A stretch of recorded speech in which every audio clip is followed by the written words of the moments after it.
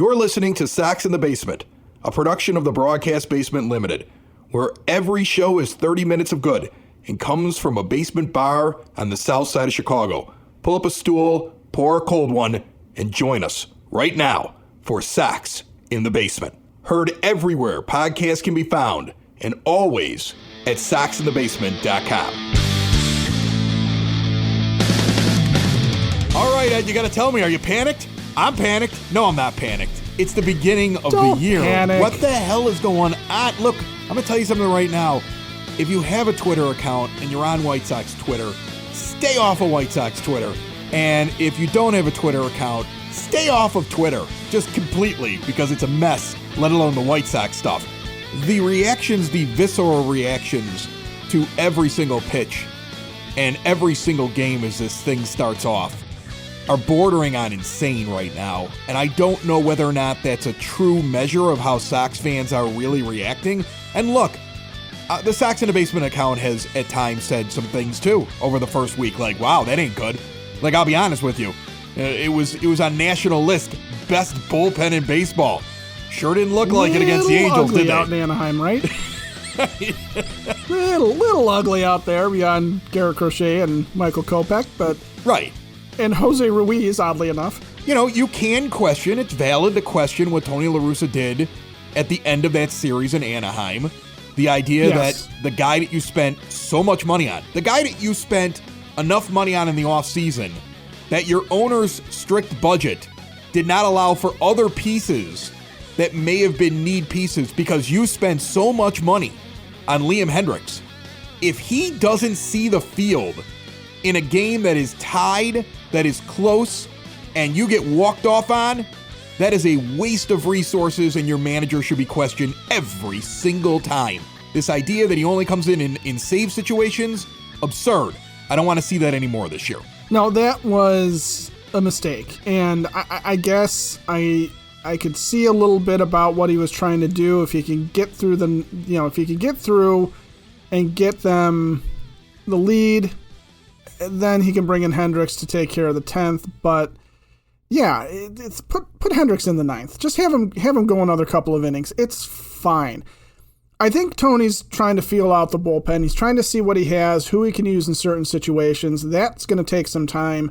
They didn't pitch well in Anaheim. They certainly did not catch the ball well in Anaheim. That, though, I think is something, too, that is just, it'll sort itself out. I don't expect Luis Robert to have balls hit him in the head very often this year. I mean, maybe it was an homage to Eloy Jimenez. Maybe they were just, paying respects to their allegedly long-lost friend.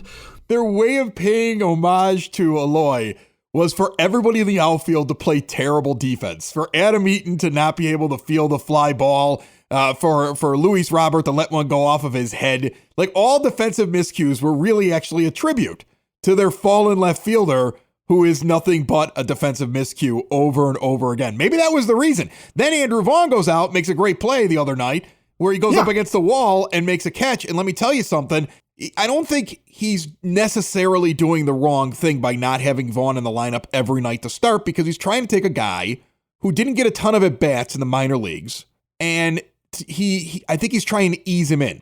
But there's part of me that's like, forget this easing him in. It is what it is.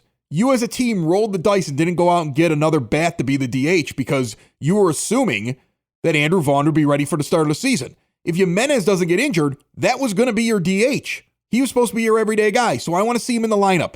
I want to see him in the lineup 6 out of every 7 days, because that was the plan that you sold me on. If the idea was he needed to be eased in, then you should have gone out and gotten another bat in the offseason because he needed to be eased in. Should have found somebody on a 1-year deal, should have paid the money for it. Otherwise, he should be out there more often than not. And it's been kind of spotty when he's in the lineup and when he's not. That's concerning to me, and I hope that changes very soon. Yeah, I've seen way too much of Billy Hamilton to start the season off here. Billy Hamilton is great as the 26th man on this team because he is speed, he is outfield defense, he is a veteran. He's a guy that if they need him to come in and pinch hit and throw up a sacrifice bunt, for example, I'd rather have Billy Hamilton up there than Andrew Vaughn. But that's a bad example because I'd rather just have Andrew Vaughn hitting in that situation if that's what he's supposed to be good at. I like Billy Hamilton being an addition to the team, but I don't like the idea that Billy Hamilton is basically a starting outfielder now because you're worried about Andrew Vaughn being in the lineup on a daily basis, either because of his left field defense, which we don't have much of a measure on other than what we've seen so far has been adequate to okay, good. The other part of it is that if they're just stringing this along because Adam Engel's going to come in and take over in left field once he's healthy, that's fine too. But the whole thing with Yermin Mercedes is an accident because of Eloy Jimenez getting hurt. You're right. Andrew Vaughn was the plan. I want to see Andrew Vaughn in the lineup, and I want to see him hit his way into the lineup again and just give him an opportunity. If he goes 0 for 43, yeah, I guess at some point you got to pull the string on him, but I don't think he's going to do that, first of all. And also, I want to know that this guy is what we were sold on, because otherwise, that lack of a bat, the lack of depth that this team has, is going to absolutely kill them throughout the season. You know, you touch on something great, and we're going to be talking very shortly here with Devin DeYoung, who is with White Sox Player Development, and also, I believe, is going to be the hitting coach down in the Arizona League.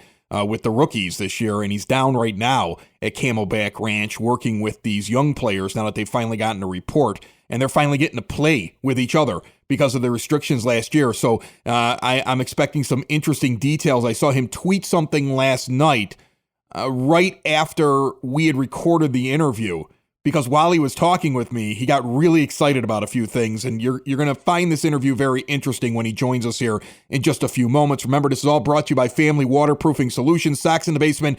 Those are our proud sponsors. If you mention us when you call them, they give you a discount, and the phone number is sitting right there on the logo for Sox in the Basement, along with the website, famws.com. And most podcast players, you can actually click on their name in the show notes, and it will take you directly to that page. And they will handle all of your foundational issues, whether or not you have any seepage, water coming in, you name it, they take care of it. Protect your basement before something terrible happens. And then instead of calling them and getting a great price and working with somebody that's going to make sure that your valuables get protected, now you're replacing all those valuables. Don't do that. Family Waterproofing Solutions. All right, before we get to Devin DeYoung, I also want to examine something. I'm wondering if you'll play a game with me, Ed. I know you like to win, so I'll go easy on you. No.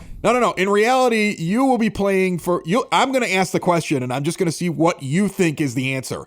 Ah, okay. We're going to play this week. What did Major League Baseball screw up the most?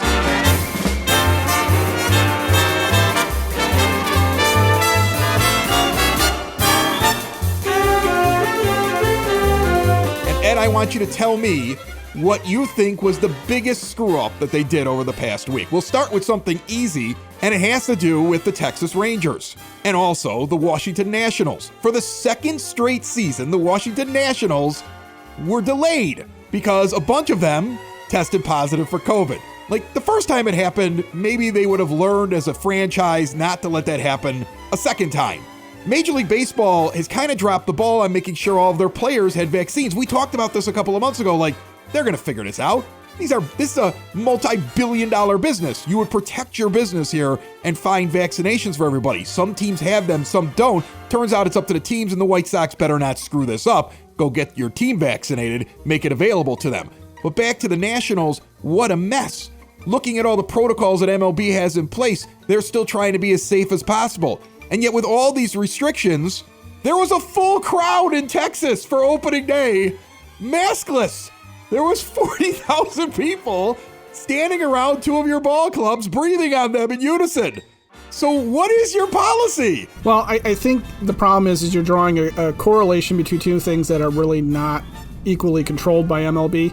I think Major League Baseball is and has been hands-off with how teams are going to run their stadiums, run their attendance, run their promotions, things like that, which maybe is not a good idea for Major League Baseball during a pandemic. But, if Texas says it's okay and the New York headquarters of Major League Baseball says it's not okay, I don't know who wins that battle, to be honest with you, as far as the Rangers and letting all the fans in. I do think that there were probably too many Nationals players allowed to go to a Texas Rangers game. That caused some problems, perhaps. I don't know if that's how this happened. They weren't in attendance at the game. That isn't how that happened. Okay. Well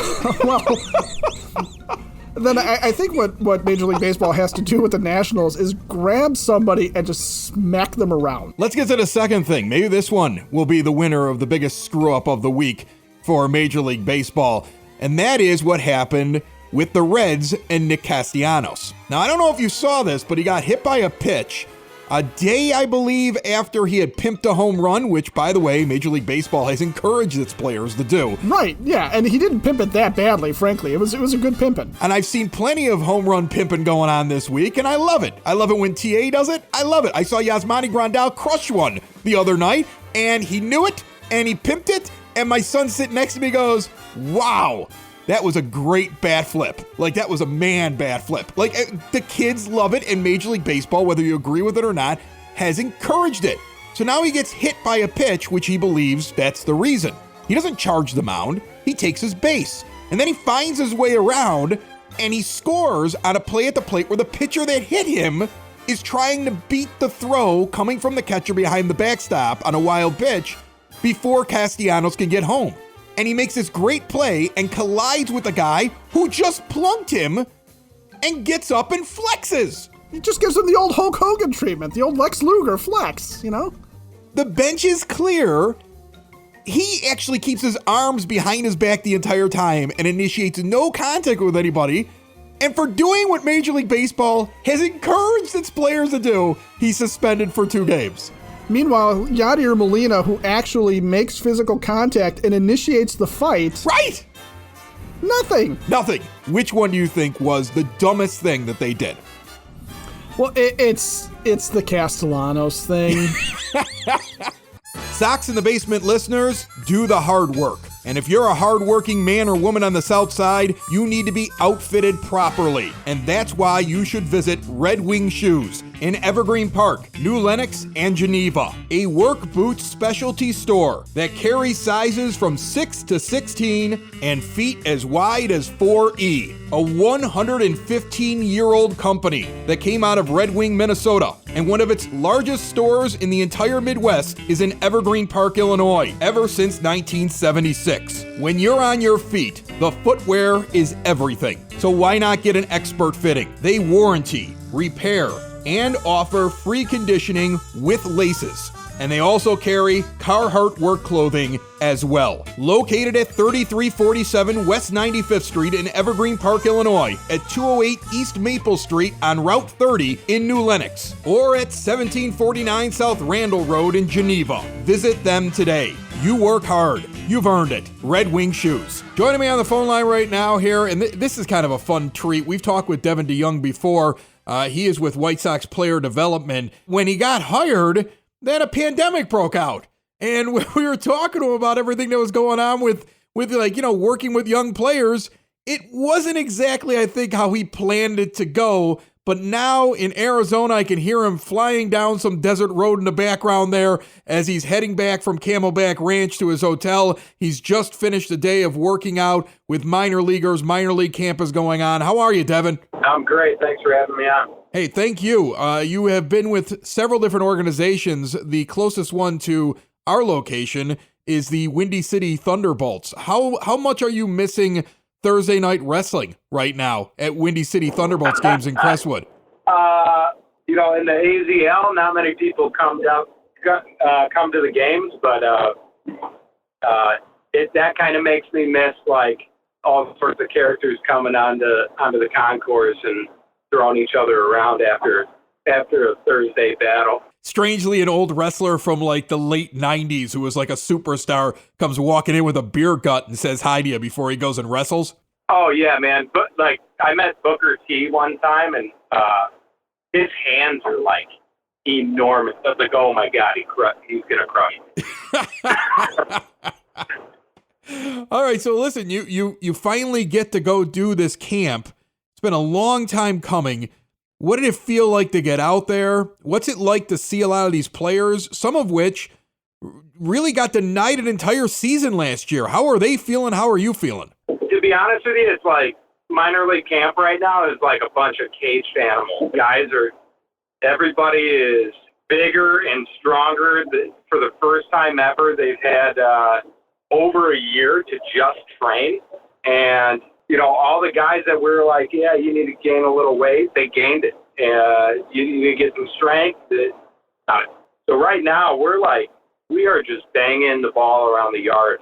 It's incredible. Every backfield, we're losing baseball. It's awesome. That's really cool to hear, especially because the White Sox need some hits right now. Yeah. They might be ringing a phone down there saying, who's ready if the slow start continues. I don't think it will. I think they got one hell of a team. But, I mean, it's good to hear that these guys are ready to go down there in minor league camp.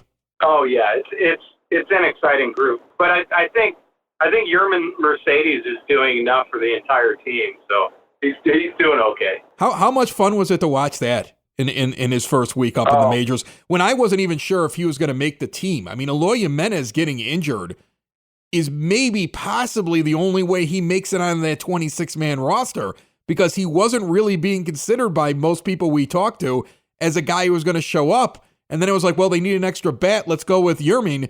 And he just sits down there in AAA and bashes baseballs. I mean, of course he's going to hit when he gets up to the next level, right?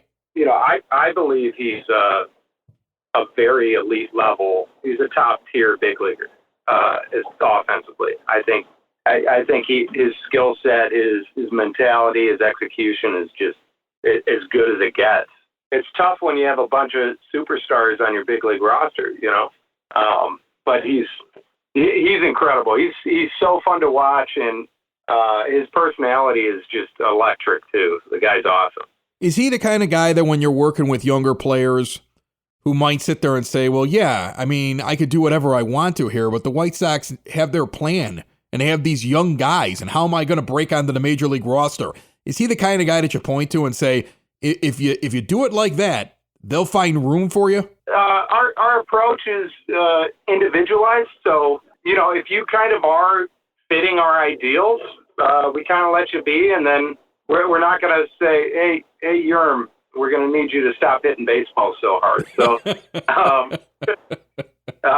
you just try to give all these guys as many resources as you can in order to execute their plan and their job. And we're not making them better players. We're just providing them resources. And then there's some autonomy within our relationships. Who right now that you're getting around and that you're watching in the early days of minor league camp, young players that, maybe a year or two or three away, who are you most excited to work with that you would just love to just kind of sit down and just kind of see what they can do and see what you can do to help them right now? Right now, I'll tell you what, everybody's taking BP rounds that look pretty big league right now. It's like I've never seen anything like it. I mean, we got so many young guys that are really impressive. It's really hard to single out one like this. I think this COVID year might possibly have been the best. So, sorry about that. That's okay. That guy is super cool, and he wants to make sure we know it. He's awesome. That's all right. Yeah, I mean, the whole organization is really impressive right now. There's some big guys like, DJ is putting on an absolute show in batting practice right now.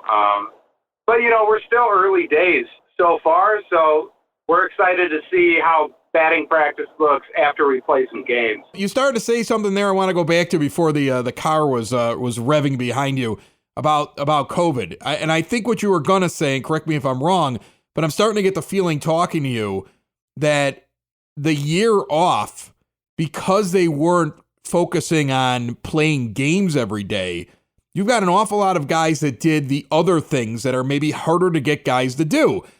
Gain weight, lose weight, build muscle, work on these little things. When they had to focus on that, we might see a few players that are in the organization take a big jump where they might not have if not for the year off for COVID. Absolutely. Yeah, I think so. Just talking to Goldie, our our performance coordinator. He's really impressed with where guys are at. Like, guys have, I don't know how we did it with so much distance, but I credit the players for executing their plans and like just getting after it. I think everybody was just chomping at the bit so hard and bored at the same time that they just couldn't help but get better. It's an incredible thing to see. Everybody that needed to cut weight. Everybody that needed to gain weight, gained weight. And our batted ball looks really impressive right now. We're talking with Devin DeYoung. He's with White Sox Player Development. He's down in Arizona. And I want to ask you about a guy that we talked about, I think the last time we spoke on Sox in the Basement. We talked a little bit about Adam Engel. And it was only because you brought up, here's a guy who's just a student, who just wants to get better. And then you see the Eloy Jimenez injury, and a lot of people are trying to figure out what's the long-term solution in left field. And I'm not going to ask you to tell me who you think the White Sox should have out in left field every day. What I want to know is, do you think, looking at his last couple of years and knowing what you know about Adam, that guy can hold it down this year if they call upon him? Yeah, absolutely. I know, but if all things work out, he's healthy and playing in the lineup, and he's banging the ball around. It's just, getting healthy is number one. But I think whoever Tony puts out there is probably the right call in that specific moment. Tony La Russa is a brilliant mind. Like, it's fun to just sit there and listen to him, because every 2 seconds a gold nugget pops out. So it's pretty impressive. Well, I would imagine it's fun to just sit around and listen to him talk baseball and talk about the game and kind of describe things that he sees. And he probably sees stuff that most people don't. And then he's probably also able to compare like every player to some guy in the 80s he used to see. I'm sure that comes up every once in a while too. Yeah, sometimes.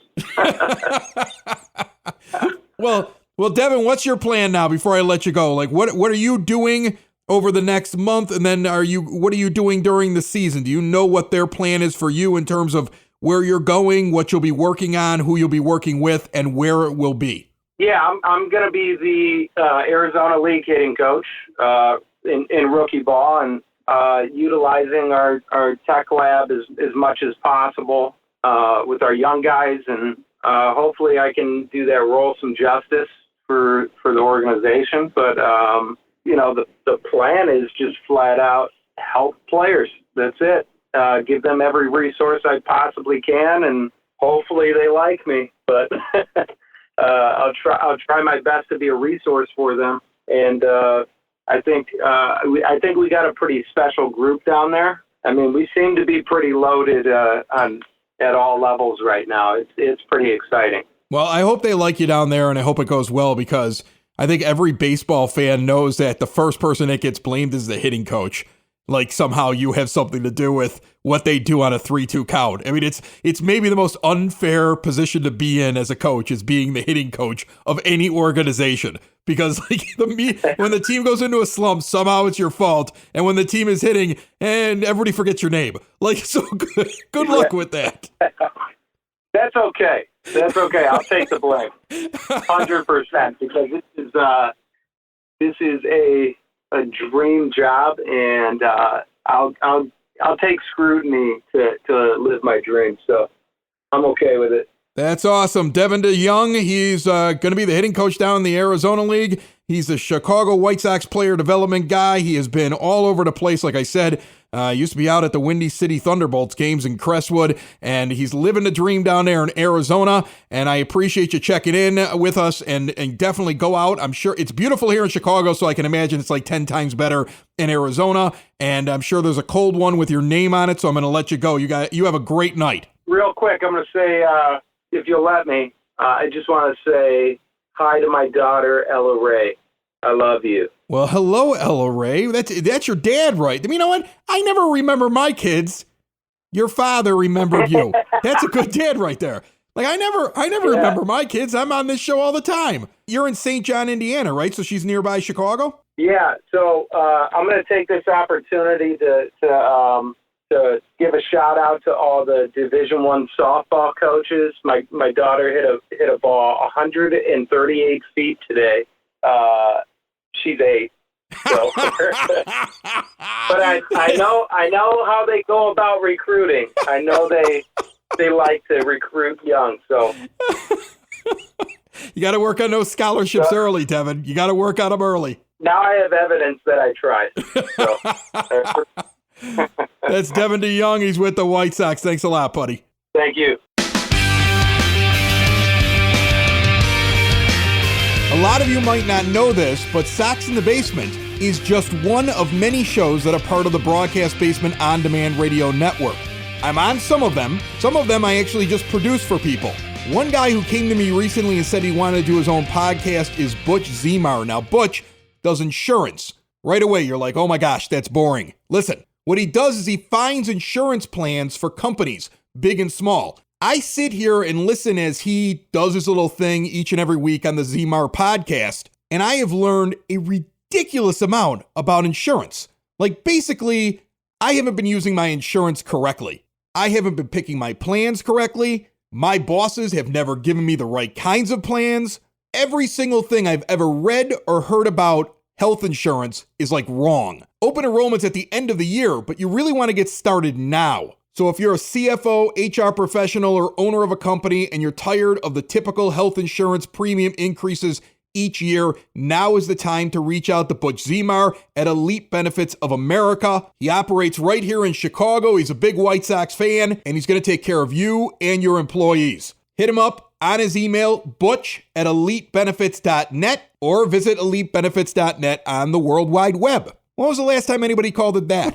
So if you missed it in that interview with Devin DeYoung, one of the guys that he was raving about and how he looked, he referred to as DJ. That is DJ Gladney, who is rated in the top 30 prospects in the White Sox, who's a very young, currently listed third baseman that he loved. And Ed, I want to tell you the other thing that really stands out, and I wonder if it's different for the White Sox. Like, everybody's going to be like, oh, it's like that for all these players because they were at these alternate training facilities and they didn't get to play games. So they bulked up and they lost the weight they needed to lose, or they gained the weight they needed to lose. You have to remember, we had Devin on last year at the height of the pandemic, and he was telling us the White Sox were doing a very different system with their players that were unable to be at the alternate site and unable to get together with a team than a lot of Major League Baseball was doing. The White Sox came up with their own way of working with their players at home, and he raved about it because he was in the middle of the whole thing. And now we find out we've basically made a bunch of super soldiers, a la, Falcon and the Winter Soldier, a la your Captain America, your Marvel references there, because they're all at the perfect weight. They're all hitting the crap out of the ball. They're ready to go right now, and the White Sox might have some prospects that either floundered down there or that you didn't know if they were going to develop that are now, this year, you might hear about certain names going, that guy is taking a huge leap. After I listened to what Devin DeYoung said, I'm kind of pumped about that. Well, and that's, how do you sustain success is being really good, not just at identifying talent, but being able to cultivate it. And when they talk about cultivating talent and getting these guys better, because you take a bunch of raw baseball players, anyone they draft is going to have talent. But that's a beautiful situation, because that is something where you sit there and you go, yes, that is what we need to hear. We need to see that the White Sox are doing stuff like that and taking the time to think about how to develop players. And, I'm incredibly pumped for something like that, because one of the things that we've been talking about is a depth issue at the top of the minor leagues, and it may not help them this year, but if you're thinking about 2022 and what's going to happen with contracts for some of the guys that we're counting on right now and in the championship window, so to speak, that depth, the guys that they're working on right now, that's who next year, the year after, those are the guys that we're looking at going, yeah, that guy's going to step in and he's going to take over this position and he's going to do what we need him to do. That's got to give you a lot of hope. Remember, the next time that Ed and I join you, it will be live on Saturday. So instead of waking up and having a show ready for you on Saturday morning from Sox in the Basement, you will have to wait until 11 a.m.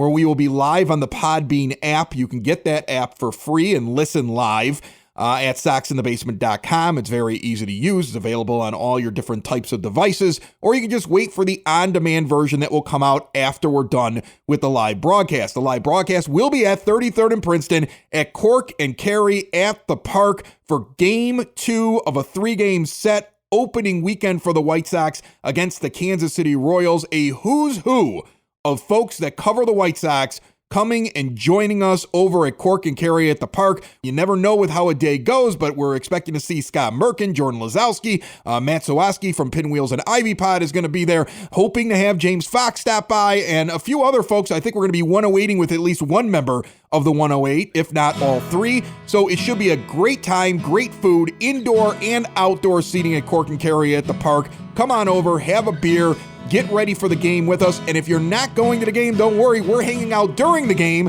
and watching it with you on one of their many flat screen TVs. We'll knock back a few brews. We'll have a couple of burgers, and we'll see the White Sox beat the tar out of Kansas City. Sound good, Ed? I like it. Sox in the basement. Sox in the basement. Sox in the basement. Sox in the Basement. Heard everywhere podcasts can be found, and always on soxinthebasement.com.